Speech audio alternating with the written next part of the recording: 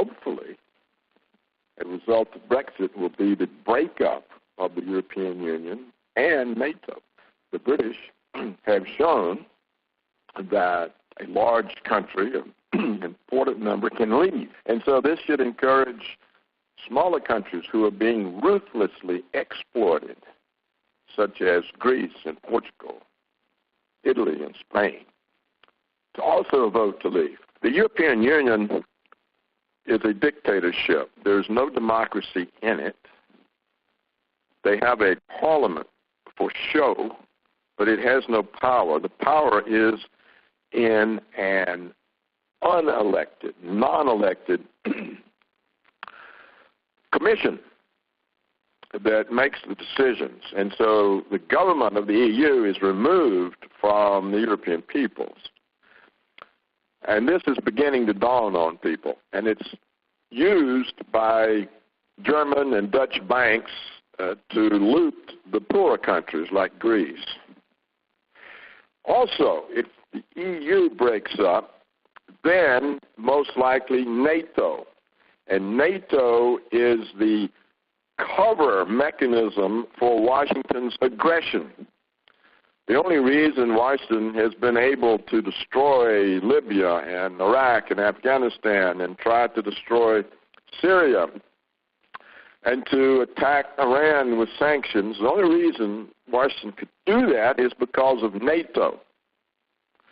So if NATO were to break up, Washington's cover for its aggression would be gone, and Washington could no longer use NATO to drive Europeans into conflict with Russia and Iran. So this exit from the EU on the part of the British has the promise of saving humanity from World War III, because Washington is determined to have World War III in order that it can establish control over the entire world, which means Russia, China, and Iran. Washington will not give up this goal, and the only way it can be frustrated is to have the EU and NATO break up. So hopefully the British exit will be the beginning of the breakup of these two most evil of all institutions.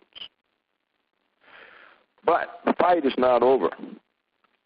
Perhaps it hasn't really yet begun, because the American Central Bank, the Federal Reserve, the European Central Bank, and the Bank of Japan,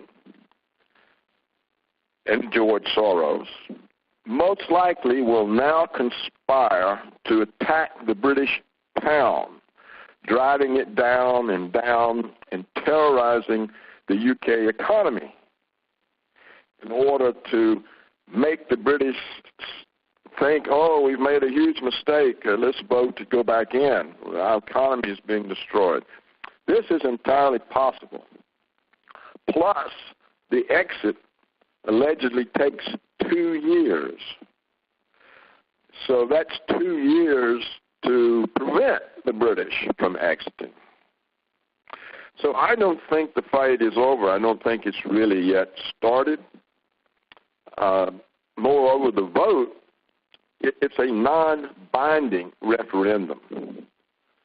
The Prime Minister and the Parliament do not have to accept it. Now, Cameron has said that he does. So I think he wants to get out. He's tired of being a puppet for Obama. You know, here is a British Prime Minister who's nothing but a lapdog for the American president. So he's tired of that, and he wants to leave, and so he has accepted the referendum. But it's entirely possible that as the troubles start, as I suspect they will, I suspect the central banks will gang up on the pound. The troubles start, and then the Parliament gets scared, and then they say, well, we don't accept the referendum. So all of this is still possible. It's not over with. It has the potential of great hope if it breaks up NATO, but it also has the potential of never actually happening.